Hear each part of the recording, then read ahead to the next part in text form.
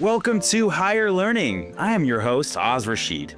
This is more than just a podcast. It's a front row seat to how elite leaders build the most iconic of teams. The kind of leaders who spot potential that others overlook, who build cultures people don't want to leave, who set the bar, then raise it. Work and how we work is evolving at a rapid pace like no time in history. Our guests will give you insights on how to stay out in front when it comes to all things talent, leadership, management, artificial intelligence, and developing the skills that actually matter. Whether you're a founder, hiring manager, or just obsessed with building teams the right way, this is your spot. If it's your first time here, welcome. Hit that subscribe button, drop a rating, tell a friend who gets it. To our longtime listeners, we appreciate you. Thanks for the continued support. Now, let's get into it. Hey everybody, I am really excited about today's guest. As a huge sports fan, I'm honored to have Craig Swaisgood. Craig is the VP of Data and Analytics for the New York Mets, where he's the guy turning raw numbers into real decisions for one of the biggest franchises in professional sports. Before the Mets, Craig was a VP at JPMorgan Chase, influencing a $14 billion technology budget, and before that, Senior Director of Operations and Insights for the Houston Astros, where he launched a first-in Major League Baseball digital communication strategy that drove unprecedented revenue and fan engagement. He's also run a $280 million program management office at Maximus and worked in the Obama White House inside the office of the federal CIO, tackling IT challenges across the entire federal government.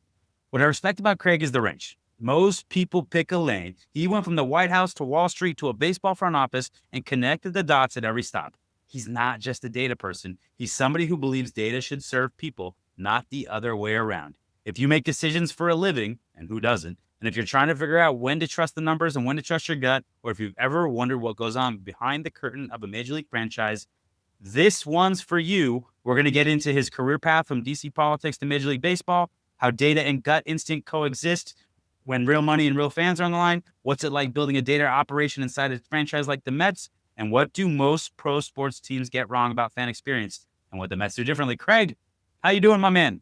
I'm good, man. That's a quite lofty intro, so I'll try to live up to it. I have no doubt that you will. I just want to make sure I'm accurate, but you have such an incredible background. One of the reasons why I'm so excited you came on the show. But let's start here. This is what the best time of year. I think March. It's got March Madness coming up.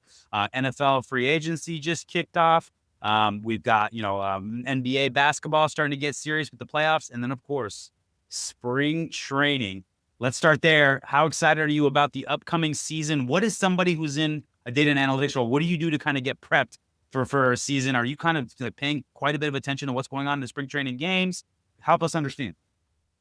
Yeah, so I'm on the business side. So, I mean, I'm a fan and I'm paying a lot of attention to kind of roster construction just as a fan. But in terms of business, it's a lot about how do we sell a lot of tickets? How do we make sure that the fans are having a great experience? How do we set things up so that when the Mets kick off, against Paul Skeens on March 26th, we have a full house. We're ready to kind of scare him with how loud we can get, hopefully get a win on the board, but it's 162 games. So just a lot of prep, just a lot of making sure that we're going to provide that great experience to people once they get here. But in terms of the team, super, super excited. I do think that on paper, we're better than we were last year, but you don't win championships on paper. So, we'll find out here soon. Well, this is what I love about baseball. And I know you're on the business side about it, but when you have 162 games and about 4 or 5 at-bats a game, and there's just such a raw collection of data that is just begging for insights that are not seen at the superficial level. But as you dig in, I mean, that's the whole premise of Moneyball and then the proliferation of data analytics in sports. It's been such a exciting thing. There's been some good and bad with it too. Like, I'm a big NBA fan. And sometimes it's tough to see that every team is taking like 50 3-pointers a game, even though it's worth more. So there's some upside and downside, but I really like that we're kind of starting to mesh what I would like to say kind of the human aspects of the game and the data aspects of the game. Let's get into the role. So the Mets, credible organization. Obviously, you had new ownership come on board rather recently and injected a lot of opportunity and financials into the business or into the organization. Citi Field, I was just talking about it with one of my team members in the New York office. He's a Yankee fan, but he admits it's a better stadium than Yankee Stadium. Real nice to get there off of LaGuardia. You get in and out. I've been there. It's a great experience. So let's talk about fan experience. Data analytics with the New York Mets. Actually, I'm going to go take a step back. How did you get into data analytics in the first place? Is this something that from a very young age, you were very numbers driven, or is it something you evolved to as you kind of evolved in your career? A little bit of both. So, when I was growing up, not to age myself, but data analytics wasn't really a thing, right? Math was. And so I always loved math, always loved problem solving. And then it was in the public sector when I realized that you can solve more problems and you can create more sustainable success by using data. And so my first kind of big job in terms of data was working in the Fenty administration, the DC mayor, more than 15 years ago. And I realized that, you can serve more people, you can give them a better experience if you're using data to drive that, right? You can kind of make a dollar stretch a little bit further and you can kind of, again, provide more services. So I started to learn a little bit more about data, and it combining math with problem solving really kind of turned me on. And I was like, this is amazing. And from there, every job I had was either program management, program operations, or data. And so it was really all going back to how you solve problems, how you use information to be smarter in solving those problems. And at the end of the day, that's all data is it's information. It's ones and zeros from a technological standpoint.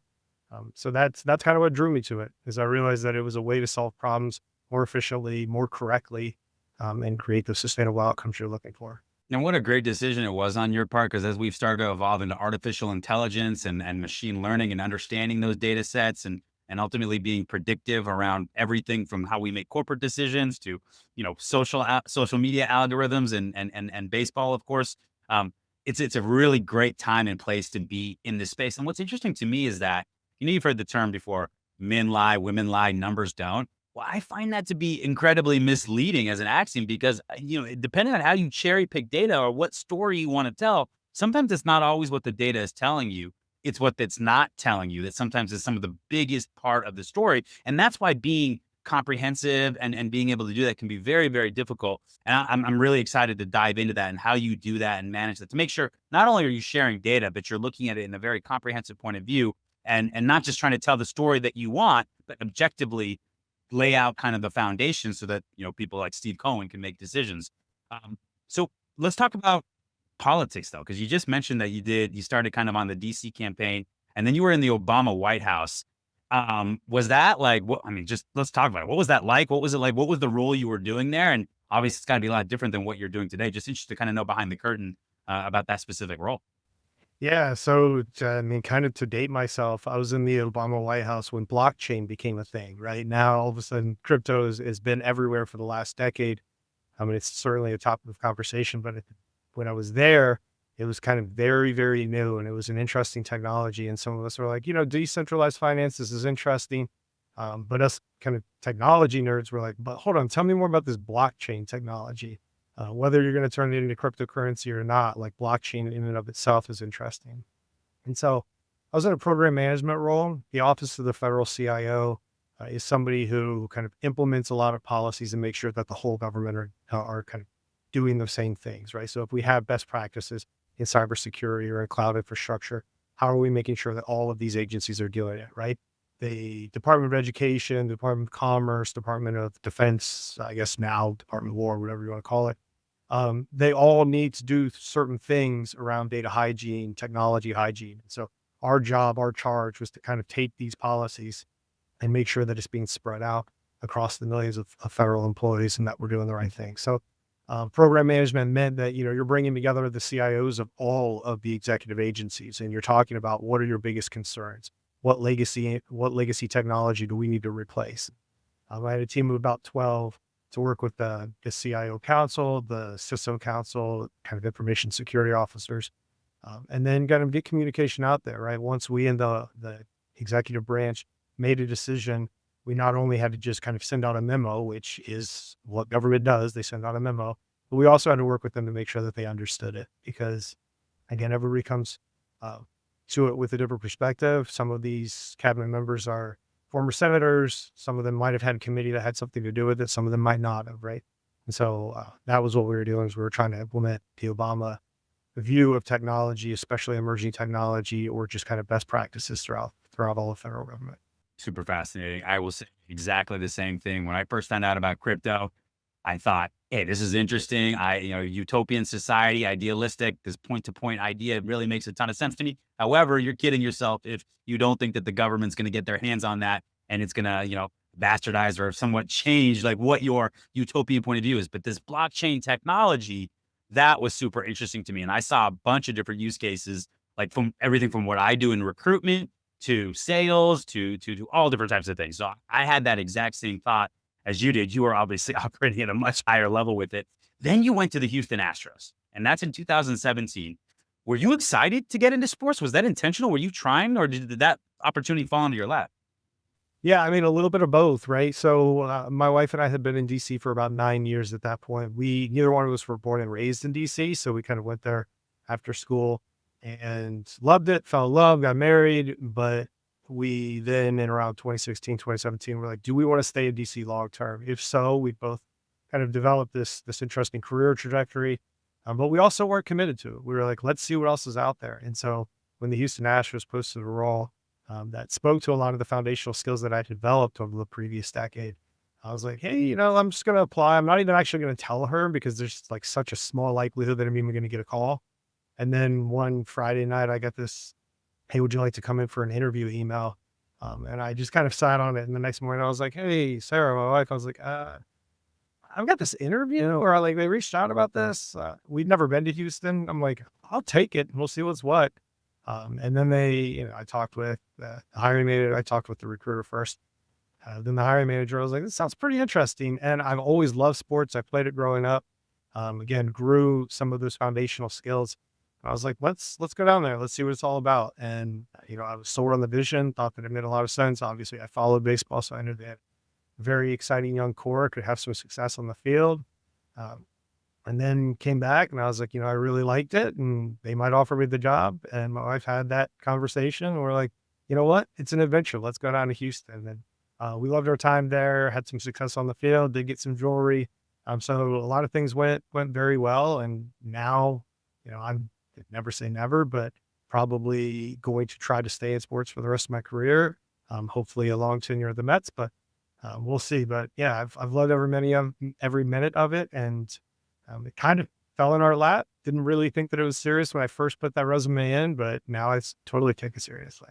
That's fantastic. That's amazing. And, listen, as I look at kind of, you leave the Obama White House, I'm sure that there's a lot of noise and controversy that goes with that.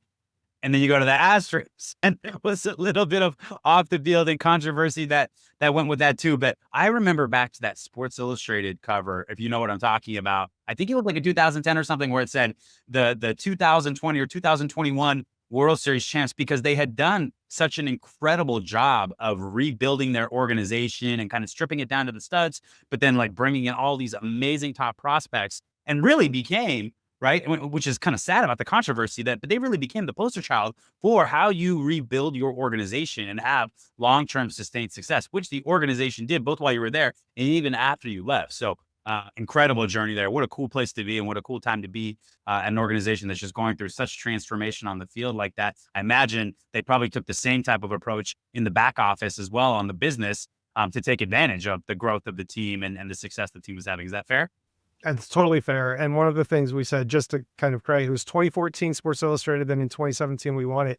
And so I've got a kind of poster that's got those two covers, and it's just so cool.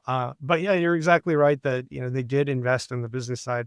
And one of the things we always said is that whenever a team does well on the field, they're going to sell a lot of tickets. They're going to sell a lot of merch, right?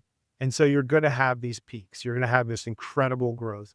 But the question is, were you just counting your money and drinking your champagne, or were you starting to build that foundation so that the bad times would never be so bad again? And so we were very intentional at that time. And I worked with people way smarter than me at the Astros who were very smart in thinking, hey, let's keep lifting that foundation, right? Let's make sure that the lean times we had 5 years ago, both on the business and on the field, but especially, our role as the business, let's make sure that we don't have those lean times again. Like, we've got an opportunity to build a fan base. We've got an opportunity to think about tickets and sponsorship differently. We can just be happy and, again, drink our champagne, or we can create business processes that allow us to kind of have this sustainable business growth. I was very proud of kind of being part of the team that did that. Again, I can't take credit for it. There were people way smarter than me doing that. But getting to watch that kind of changed how I thought about sports, where it's like whenever you have a parade, you're going to sell merch. But the question is, can you sell merch when you don't have a successful season? Can you still create that fan experience even when you're not winning 100, 110 games?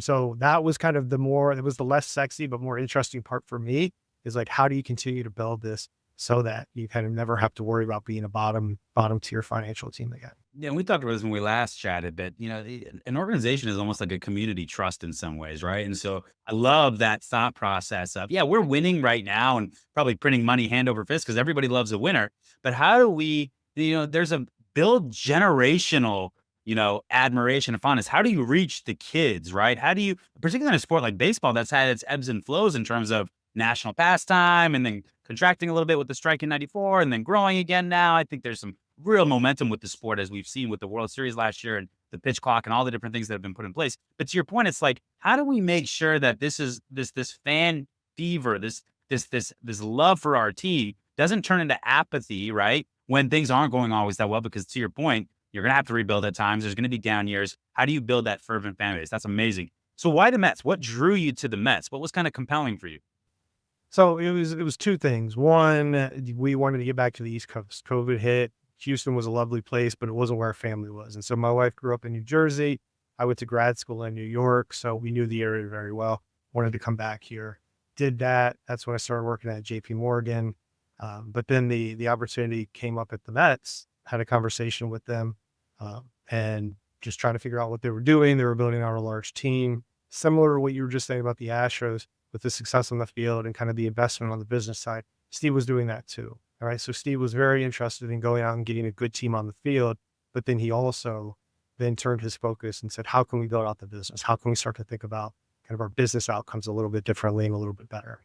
And so as they were starting to go through some of that growth, this role was posted that kind of aligned very much with a lot of my experience, both in and outside of baseball. Kind of reached out, had the conversation, and then was able to come on. And there's been some changes at the executive level on the business side in the last couple of years, but that's really it. Again, even though I worked in baseball, I didn't have a ton of contacts specifically at the Mets, so it's not like I just called a buddy. But I saw the role open and I saw what they were trying to do. It spoke to me, and I was fortunate enough to kind of land here. Yeah, I think what's interesting is that people don't understand that these franchises, right? And it depends on what city you're in and all that. They're not always good businesses in the terms of like, we make X amount of revenue and X amount of profit and we're profitable, and we're like, a lot of the value comes in the equity of the franchise and the organization, but it doesn't necessarily mean that year to year that you're spinning off cash and being super profitable. And so that's why focusing on that business side and building that machine is what becomes a self-fulfilling prophecy to kind of give you the returns that you need to get the great talent and great players and great personnel and front office and coaching staff, right, to be able to have success. So I think that's awesome. How do you balance personally, like in your role, numbers versus gut intuition on any decision? Do you even have gut intuition? I don't mean to ask it so flippantly, but are you married to the data and it's all data for you all the time, or how do you balance that?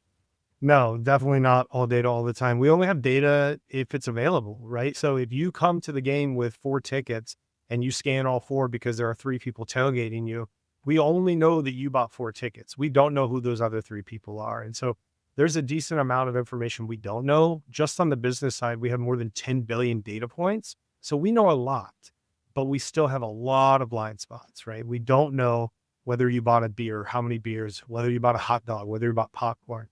So there's a lot of ways that we try to acquire more and more of that data. And even with 10 billion data points, there's a lot of stuff that we just don't know the answer to. And so a few different things. One, we can, think about proxies. So if you look like X, Y, and Z, then you tend to behave like A. And so now we've taken Oz as kind of a person and kind of a representative sample of a core fan, and we can extrapolate a lot of different things. So that's still using the numbers. It's still being guided by the numbers, but it's more being informed as opposed to kind of treating it like a Bible. And that's a challenge, right? Because people say, well, you've got all this data, you should be able to make all of these decisions. And sometimes we can for sure. And whenever we can, we do that. But we also have to adhere to certain statistical standards. The second thing, and this is probably equally important, is there's an opportunity cost, right? We're playing games on March 26th, whether we're ready or not, right? MLB is not going to move a deadline because we just weren't ready. Same thing, if the game's at 7:10, we're going to play at 7:10. And so I got a piece of advice early on in baseball at the Astros where it's just like, doesn't matter how pretty the wedding cake is if it comes the day after the wedding, right? And the point is like, doesn't matter how great your plan is the day after the game. Like you are going when the time says you're going. So we have an opportunity cost of like, hey, do you want to run these numbers? Can you run these numbers? How long does it take to have kind of an adherence to statistical methods? And sometimes it's just not worth doing. And so we say, we're 90% confident that if we just do this, we're going to be fine. Or it's a great question, Oz, but that's going to make you $10,000. I'm working on this $1 million project. So everything, even though Steve Cohen, comes with resources, there is an opportunity to cost everything we have. We don't have an infinite staff. We don't have infinite time. And so sometimes we just say, do we have the data? Is it easily accessible? And the answer is not. Then we ask, like, is this a question we're chasing down maybe in the off season or kind of thinking through it for the next homestand? So it's a lot of give and take. It's a lot of, again, what I said is like opportunity cost. What should we be focused on this? Is this a big enough problem to kind of take our finite resources and dedicate significant brain power to it? So long-winded way of saying like it is gut, but it's a lot of data too. A lot of data too. And listen, I mean, yeah, you can have these incredible financial resources, and the Mets do, but who knows what's coming down the pipe, right? As we go into a new year with labor and the league, and then what the Dodgers have been doing. And you know what? I'll give them a lot of credit. Like I absolutely do not like the Dodgers. I'm an Arizona Diamondbacks fan, so I'm in their division. They swam in our pool one year. I don't love it, but I got to give them credit. It's not that they just spend a ton of money. They do spend a ton of money, but they really have run a really smart organization, from everything from trades they made to going to the Far East and really building out presence there and bringing in revenue streams there. I don't know how I feel about all this deferral stuff that they do, but I mean, it seems to be working for them to be able to get all these players, right? So it is more than just about having, a ton of money to spend. It is about being smart with your resources. And I see a lot of those same thing with the Mets, right? It seems like there was some lines drawn in terms of personnel, this past offseason, and now you kind of refit the team for maybe a more sustainable path. I don't know. We'll see. Obviously, it depends on the results on the field, but I can see the vision, and it makes a ton of sense to me. And if we're going to the psychographic of Oz, like you mentioned a minute ago, for my teams, it's like, we know we can kick this dude in the teeth time and time again. He's going to keep coming back and buying more tickets and more gear. Cause this is what it's like the fanatic. Fan is short for fanatic. And so, my teams are my teams. They'll always be my teams, win or lose. So I know you got a ton of fans like that too, but it's about those, those casual fans, or the people that you got to bring to them, maybe the first, second, third, and fourth person, right? How do you keep them coming back? How do you keep engaging them? So spot on there. So you brought up Steve as the owner of the Mets. He obviously bought the team after an incredibly successful career in the hedge fund world. What role do you play for him in particular? And like, what type of decisions, if you give us an example, if you can share, does he lean on you for? Yeah. I mean, I think on the business side, he kind of works through Lou, right? Lou's the president of business operations. And so a lot of his questions, he's a very busy man. It's not like he's talking to every single member every single day. So he leans on them. And then, it's pretty basic. I mean, stuff that you would imagine, right? Hey, how are we going to sell tickets? How are we going to sell sponsorship? How are we going to give fans the greatest experience, right? At the end of the day, and this isn't true of all owners, Steve is the number one fan. Like he really is. Even before he owned the team, he was showing up with his Mets hat on. Like this is a legit fan who just wants to bring a parade to Queens. And so that's like really, really cool. And that's why he's asking questions, not just from his pocketbook, because he makes his money elsewhere. He's asking questions because he's like, what are we doing for the fans? And you mentioned the word steward. I mean, he said that multiple times. He does see himself as a steward of the Mets, right? At some point, it's a family run business. He and Alex, they're making sure that they're keeping it in good hands, but they recognize that the Mets is a community asset. It was a community asset for them when they were younger. It's a community asset for them even as the owners. So, I mean, he relies on us to make sure that we're making money, we're filling the stadium, we're giving people a great experience. And then, you mentioned the CBA or things that he's doing out in the parking lot. And he wants to know, like, what's the best way to continue to develop? What's the best way to continue to kind of turn this into a special destination for the members of the community? And obviously the members of the community in large part means Queens, but it also means kind of the Mets community, right? And there are Mets fans in Jersey and Connecticut, outside of the city of New York. And so, he's very committed to being a good steward. And so the questions that our team specifically gets is like, what are we doing to kind of push the Mets forward, right? Of course, he cares a lot about on the field, but he's like, I also want to make sure that we're doing some great things kind of outside the lines. I want to make sure that people have food that they're interested in, right? We've been named best ballpark food 3 years in a row, going for 4 years this year, right? Like he takes that seriously. And so that's at the end of the day, that's what he wants is he wants this great fan experience. He wants the crowd rocking. He wants sellouts, as many of them as he can get, because he just knows it's a much more exciting atmosphere when people are here and they're, bringing their love to you, to your point. Like,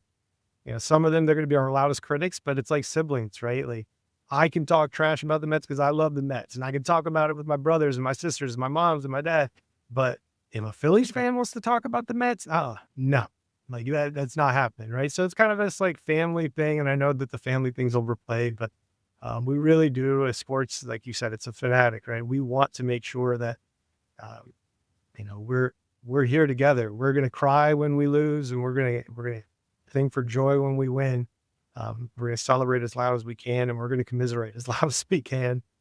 So hopefully we kind of recognize that we're in it together. And even if we don't have a great season, we're Mets fans. I'm pulling for you guys. I love this new fan, this new kind of owner that grew up maybe a fan of the team and is coming. I think that, there's got to be some positives and negatives with that, but I got to imagine that like that's so much better than somebody that's like just signing a check, or this is, in the past, you've had a ton of owners that were like, this is just another business for them. And they're maybe a little bit apathetic, or maybe they're somebody that, family business really early, they made it on and they're really just kind of doing things by the shoestring. It must be awesome to have somebody with, does have all these resources, but also really cares and understands what it's like to be a fan, has sat in that seat. I think of Steve Ballmer, I think of Mark Cuban, I think of some of these different people that, they understand that fan experience, and that's going to really lead to great things for the organization. Because if the fans are happy and being treated well, then obviously that means great things for the organization. And it's so funny what you said about the family thing, because I just said the other day about one of my teams, I go, hey, they're idiots, but they're my idiots. So like,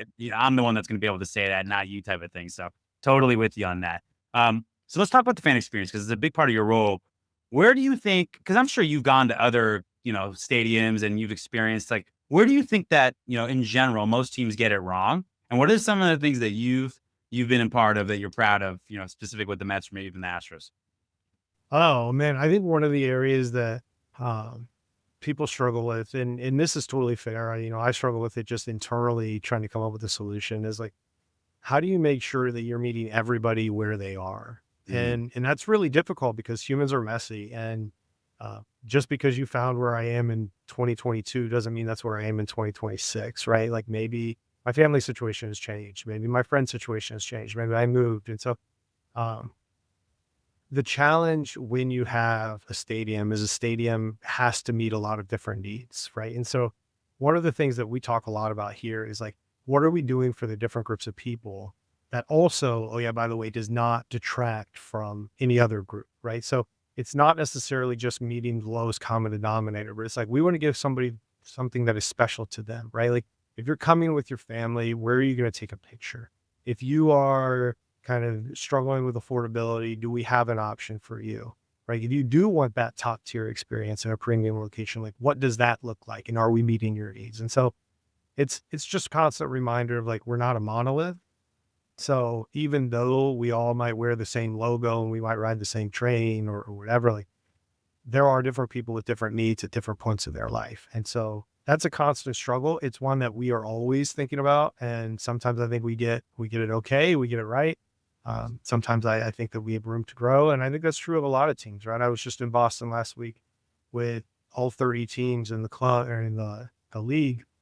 And we were getting together and talking about, the athletics and what they're going to be doing in Las Vegas. And it's nice because they have a blank slate, right? Was that Sloan? Well, so the MLB has a meeting before Sloan for all the analytics groups, but they do it intentionally to align with Sloan. So we all met on Wednesday, Thursday, and then Sloan was Friday, Saturday. So wasn't exactly Sloan, but it was in Boston for that exact reason. Yes. Wow. I would love it. That's awesome, man. I appreciate you sharing that. I want to talk a little bit of talent, because I'm super interested about the POV that you have and how it might translate to how you bring people onto your own team, or as you've hired in the past, whether it be at the White House, or whether it be at JPMorgan, or whether it be, with one of these, baseball franchises. So let's start here. Do you have a core hiring philosophy, right? Like when you're looking at evaluating somebody to come work with you, to come work on your team, like what are some of kind of like the commandments that you've kind of lived by as you've done that? Finding the right talent for your team doesn't have to be a struggle. Meet Aon Hire, the world's first hiring experience management platform designed to transform the way you hire. Powered by AI, Aon Hire takes the hassle out of every step in the process. From smart resume analysis to customized interview questions, it saves you time, money, and effort. Plus, with real-time insights from every interview, you can quickly identify top candidates, reduce turnover, and stay on budget. And forget about note-taking, Aon Hire takes care of that for you. Ready to revolutionize your hiring process? Visit aonhire.com and get started today. Yeah, so I look at it as it is role specific, and I know that that's like a cop out ish, but the reason I say it's role specific is like I need to know that you can do the job. And at this point, especially in sports, you post something and it requires analytical skills. It's table stakes to say that you have SQL, or maybe even a data scientist has Python, right? Like everybody has that if you're applying to that. So what I want to know is like, do you offer something complementary in nature to the rest of the team? Are you actually filling the gap, right? Are you somebody who's going to come in with a positive attitude? And then one lesson I learned early on is you have to be realistic about where your organization is, right? So there was sometimes you're like, I want to go for the highest ceiling person. Well, if you don't have a team in place to actually coach that person to get to their ceiling, then you're going to get what you're going to get, right? And so if you're not honest about where you are and the level of effort you can put to kind of pull out some of those things, then you're gonna have a mishire. And that to me is really important. Is like, make sure that if you need somebody to hit the ground running, they've got the skills to hit the ground running, right? Because you can't just say, I want you to hit the ground running, and also I'm going to get somebody that has a high ceiling, but doesn't really have the skills yet, because then you're kind of setting yourself and that person up for failure. So that's my general thing, is like, make sure you understand where your organization is and how that person can complement it. I'm not a huge, will this person get along? Because sometimes I think that actually can be the opposite of what you need, right? Sometimes you need somebody to come in and break up that consensus model. So it's role specific, but I think sometimes you overcomplicate it by trying to be everything to everyone, as opposed to like fit the position and find the person who's going to kind of push you forward in the way you need to be pushed forward. So I don't know if it's your sports background, but I look at things the same way. I think one of the mistakes that people do is, I want a team of all A players and I'm going to hire all these 5-tool players, which is great, kind of unrealistic, but okay. But here's really what you need when you're building a team, right? You need somebody that gets on base. You need somebody that can steal some bases for you. You need somebody that can hit for power. You need a switch hitter. You need somebody that's going to give you defense up the middle, right? Whatever it may be. You need a great catcher that can call games. These components come together to form a team. And we look at that as like no duh on the sports side, but we don't look at it in the business side that way always. And so I think like one of the big things and one of the biggest unlocks for the great managers I know is they're very well aware of their team's gaps, but also their strengths, and how when they're hiring and putting a puzzle piece into that, how you can all of a sudden take the sum of the parts, right, and make it more than it actually is at the individual level, which is something that we all buy into when it comes to things on the field or on the court. But for whatever reason, like we don't look at it that way from a hiring perspective. So I think very smart on your part, and I love what you said about being agreeable, or who's gonna get along, or somebody you're gonna want to get a beer with. Yeah, I mean, maybe, but to your point, like sometimes, good conflict, right? The ability to disagree and see things from a different POV can be really healthy for a great team. So I think you called out some really good things there. What about a memorable interview experience? Maybe it's one where you interviewed, or maybe you were interviewing somebody. You got to name names, but anything that stands out to you when I ask you that? Yeah. So when I applied actually at the mayor's office, it was the first kind of, maybe not the first, but the most intentional set of interviews that I've ever had. And what I mean by that is, they brought us in, and the person who was hiring kind of didn't believe that a phone screening had to be boring and lame. Like a phone screening could be that, hey, is Oz somebody that I actually want to have a conversation with, that I'm actually going to not hate seeing at work every day. And so it was kind of a fun phone screening where you ask silly questions about cereal or whatever. And I was like, okay, that's weird, but whatever. And then I came in, but he was also very methodical, right? So he made it seem silly. He kind of let you put your guard down. And then he was like, all right, this is how we're going to run this interview. And so then I come into the office after that kind of phone screening, and they said, here's the first 30 minutes, here's the second 30 minutes, here's the third 30 minutes. And he didn't try to make people all ask the same type of questions. Like, oh, is Craig good? Let me just see if this is a culture fit. Let me see if he knows what he's talking about. He was like, this is your analytical part. This is your writing part. This is your problem solving part. And then this is your kind of like team building part. And it was 30 minutes on the dot every single time. Very, very, attuned to time management. And I left there being like, oh my God, that was both the hardest interview I ever had and the most intellectually stimulating. So it was fascinating. I mean, you had logic games in there, you had a writing prompt, and I was like, I kind of felt like I was in school, but at the same time, I got the job and I realized, oh my God, these weren't just things that you thought were cute. This literally is the job, right? And so I got in there, and what they did is they tested me on everything that was going to actually be the job. And then I also did have conversations with people kind of in your more traditional interview thing, but it was very specific, very targeted. The people who were leading me through each one of these different sessions were the experts in their field. And I learned that obviously when I started working there and realized, that's why you were the one asking me those questions. So I thought, to me, I'm like, wow, if you come in with a plan and not just, hey, you 6 people, I want you all to interview and tell me what you think. Like, that it's just not as helpful, right? Because somebody's going to be like, oh, I like them. We talked about the footballs at their school. I like them. They seem to be very articulate. And it's like, everybody's just going to tell you what they want to tell you, and they're going to bring their own bias into it. Whereas this person was like, we're going to figure out objectively whether you can do the job. And then, we're going to have a conversation with you to figure out if you can put a sentence together. So I thought that was like memorable. And Well, I think another key there is like you were applying what you did in the interview to the work. And that is by far the number one indicator of if somebody's going to be successful in a role. If you can, that's why people love to do like contract to hire or give people, different things to do in an interview process that's aligned with the actual work or the problem set that you're going to deal with. Because that can be a pretty good proxy on, okay, that I can kind of get a sense of what this person's going to be like. And then vice versa. Because by the way, if you would have went through and hated that experience, you're probably not going to like the job either then, right? So that would have been a good reason for you to self-select out too. So from that perspective, it can help be a good filter for you too, to make sure that you're bringing in the right people in the organization. So I really like that. Sounds like it was super intentional too. What about question wise? Do you have a question that you love to ask more than others, or one that you think that's really provocative or gets a good answer? So not really. And part of it is because maybe it's because I'm a data person or problem solver. It's not necessarily a question I like to go to, but it's their questions I like to evaluate, right? And it's not like, did you come with questions? It's, do I think that your questions came out of genuine curiosity, right? Or do I think that you Googled 5 best questions to ask in an interview? And there's a huge difference for that. It doesn't mean that you don't do your homework in advance to say like, hey, let me ask you, it seems like the company's on a trajectory. So you can have canned questions that you thought of beforehand. But if I don't believe that it's coming out of genuine curiosity, then frankly, I'm just going to question how interested in the job you are versus just like a job, especially because, when you were at the White House or the Mets or the Astros or JPMorgan, a lot of people want that company on their resume. And so I'm like, I don't want somebody who's here for kind of the logo.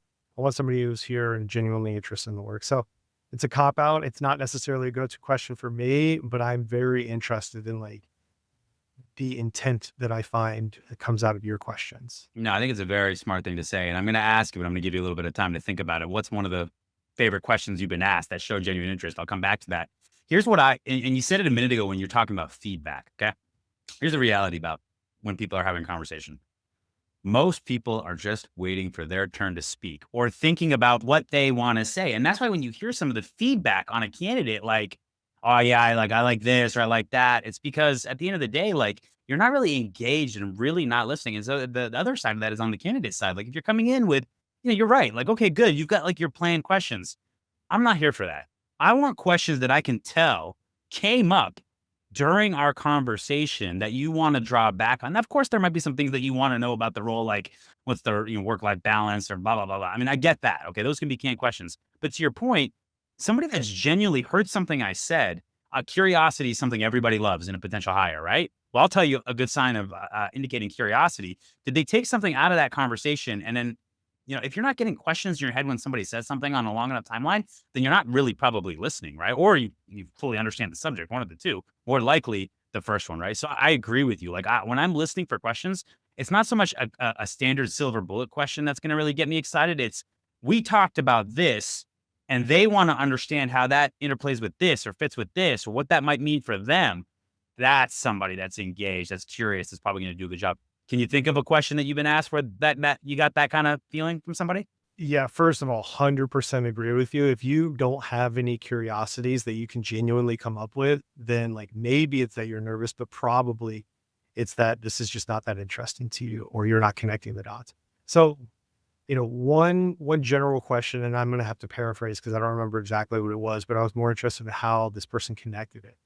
She asked, "Oh, I was explaining something on ticketing. And I was like, oh, so how does ticketing handle when marketing does or does not support them or has other priorities? Like, how do they get to the top of the queue?" And I thought that it was really interesting, especially in sports, because you spend so much time siloed, right? Tickets sells tickets and marketing does marketing and sponsorship does sponsorship and concessions, et cetera. So, but to me, that was important because I was like, I can get anybody to run a statistical model. At this point, you can actually just use Claude or ChatGPT or whatever to run some of these models. They're not going to be great. And, you still have to question them. But the idea that you're asking how one huge stakeholder in sports is supporting or not supporting and how they best support a different one, well, that's interesting to me because now you're asking questions on how one thing connects to another.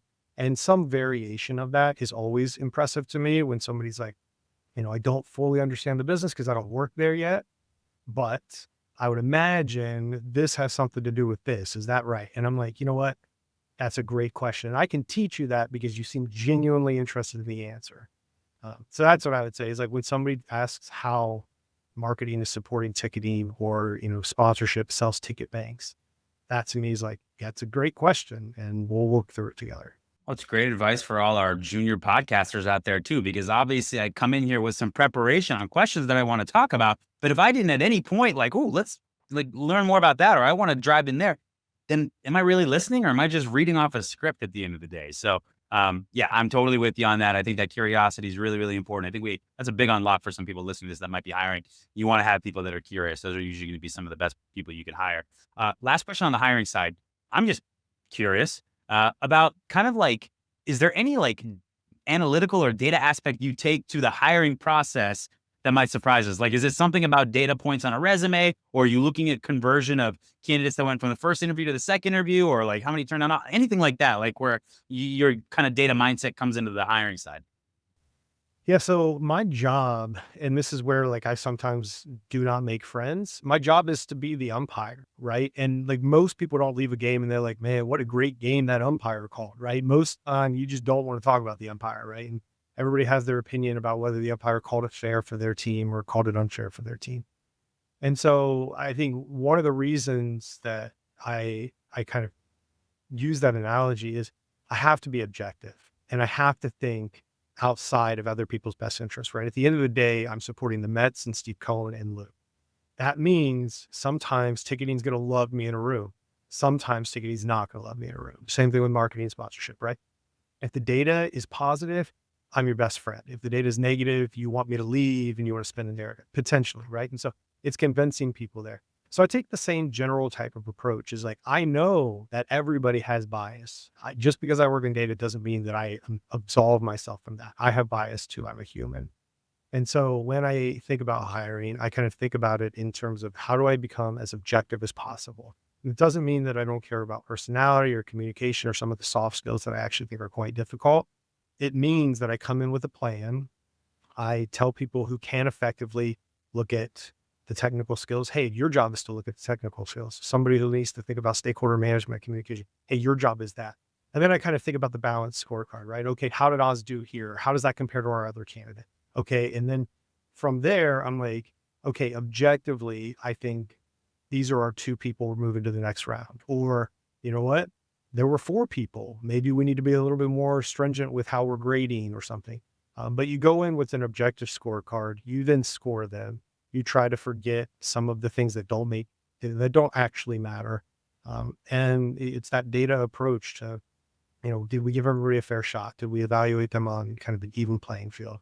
And then to your point on the back end, and I don't hire enough to have a ton of data on this, but I think organizations should look at like, hey, are and I'll just use, gender. Are women getting kind of screened out more than men? Are, junior people from the East Coast, like, is there a bias in how you're actually moving people along? And if so, is that your bias or is that just kind of coincidental? Like, how do you think about that? So I think that that's more of an organizational thing that I, be happy to help like an HR department with.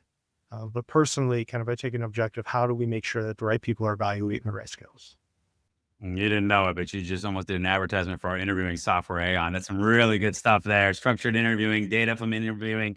I love that. I love also the idea of like, I'm very big on that. I'm so big on meritocratic hiring. I find that some of the ways that we go about interviewing and hiring is just rife with bringing bias to the table and making bad decisions, which is why sometimes it's a 50-50 proposition when you hire somebody, they end up working out. My idea, my belief, I want to eradicate that. I think you should have 100% certainty, both on the candidate side, taking a new job, and when you hire somebody. And we're nowhere close to that. But I do think as predictive analytics and as we get more data driven and we know what we're looking for, we understand those inputs, then you can get those better outputs. So love that. Great answer. All right. You brought up AI a minute ago. Just interested. How is it flowing in your life? How is it built into your workflow personally or professionally? Like, what model are you using? Any kind of use cases you want to share with us? Yeah. So, I mean, I think first from kind of the data perspective, I'm somebody who like, I certainly value questions. What I struggle a little bit with, if I'm being fully transparent, is that sometimes people can put a prompt in. It takes them 30 seconds to come up with that prompt. And it takes my team 30 days to evaluate whether the answer is correct. Right. So it's like, sometimes I think we're moving in a way where we cannot just kind of offload our thinking to generative AI. And I think the people who are going to use it best and kind of really see an unlock benefit are the ones who use it as a thought partner, right? As a cognitive support, and not somebody who's just kind of like, you know what, I'm going to surrender. I'm just going to ask a question and I'm going to trust that it's right. Right. So I kind of mentioned at the beginning of this conversation, the fact that if you don't have data, you can't really use data. Well, that's true of generative AI also, right? Generative AI at the end of the day is trained on data. So something that doesn't exist just doesn't exist, right? And so something that has bias is going to have bias. And so that's what I would say is like, we have to spend a lot of time making sure that we don't give up the critical thinking part of what makes us human and what makes the professional world work. That said, the way we use it right now, of course, we're using Cloud Code. Like, we don't live under a rock. Everybody's kind of doing that right now. But I use it specifically in terms of like brainstorming, kind of checking my work, because early on in my career, way before generative AI was a thing, I had a supervisor that was amazing. She's one of the smartest people I've ever worked with.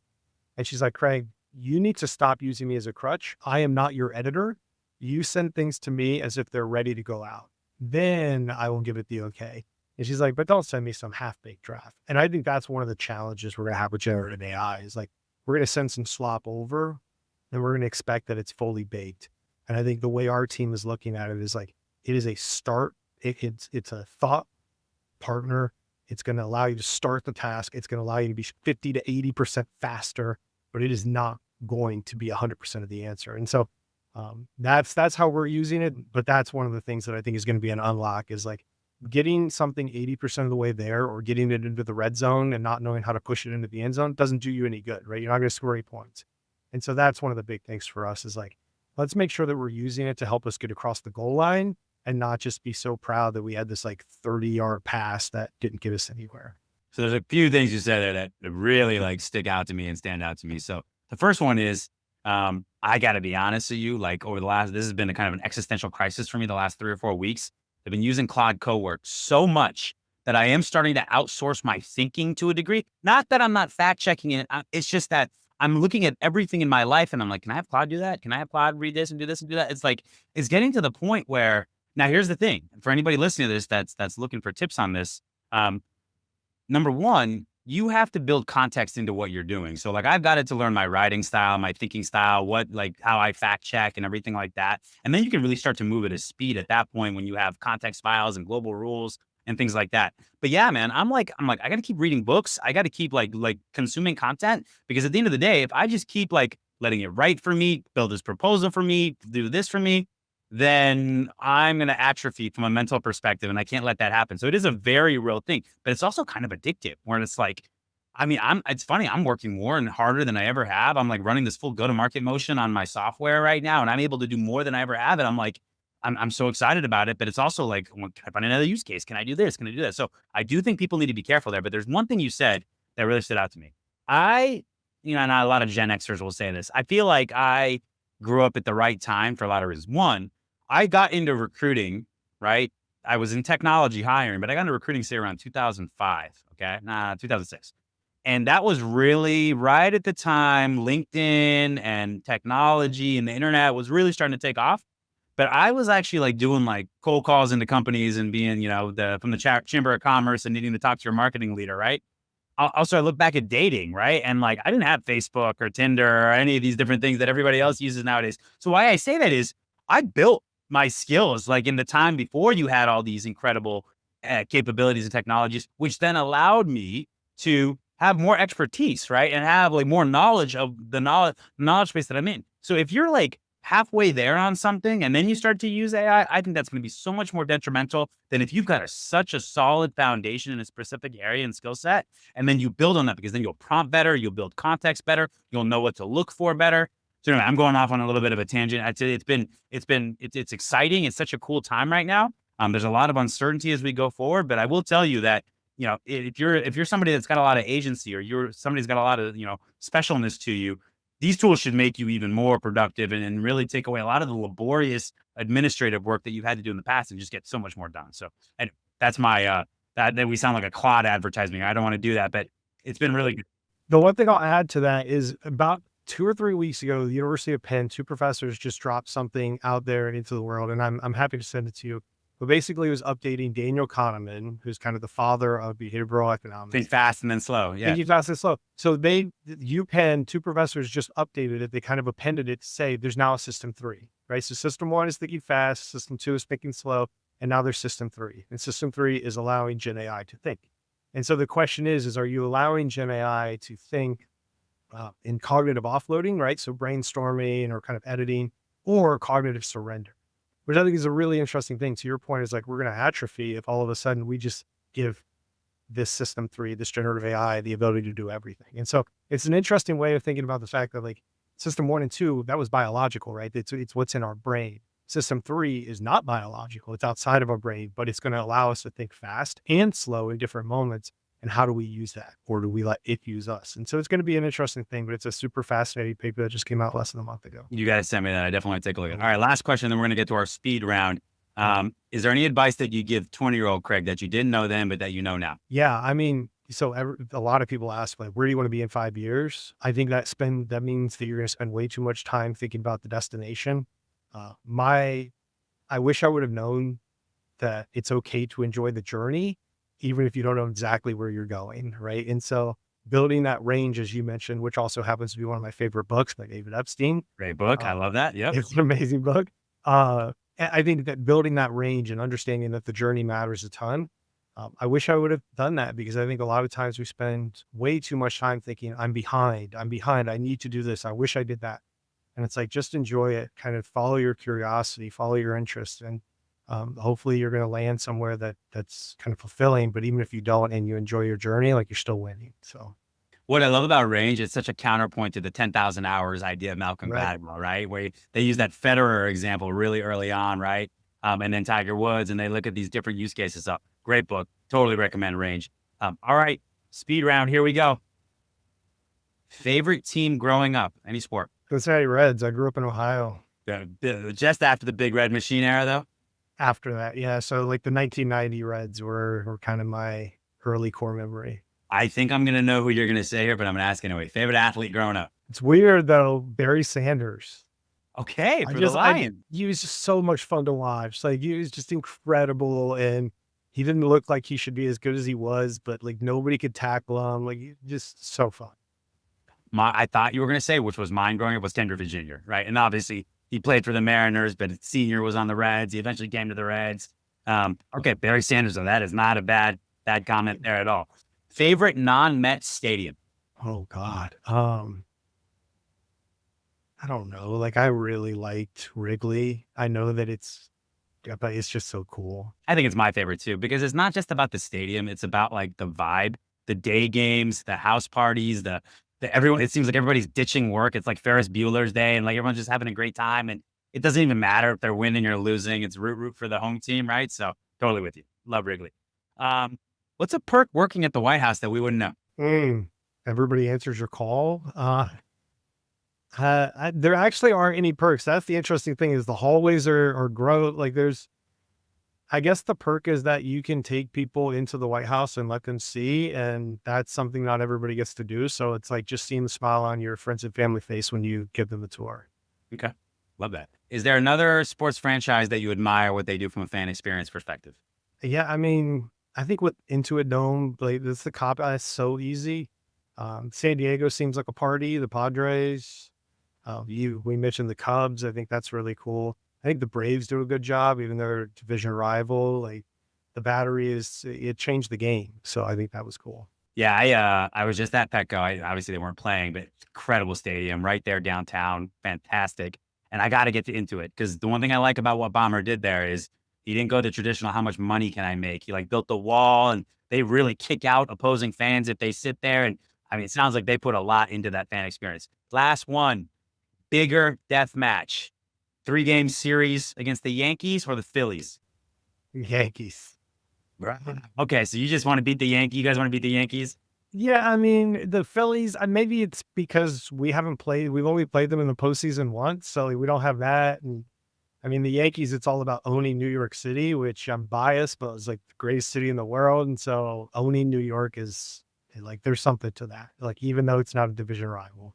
Love that. Love that answer. Craig, I really appreciate you coming on. I'm wishing the Mets the best of luck, except when they play the Diamondbacks. I hope you have a great season, my man. Thanks for coming on Higher Learning. Cool. Thanks, Oz. All right, buddy.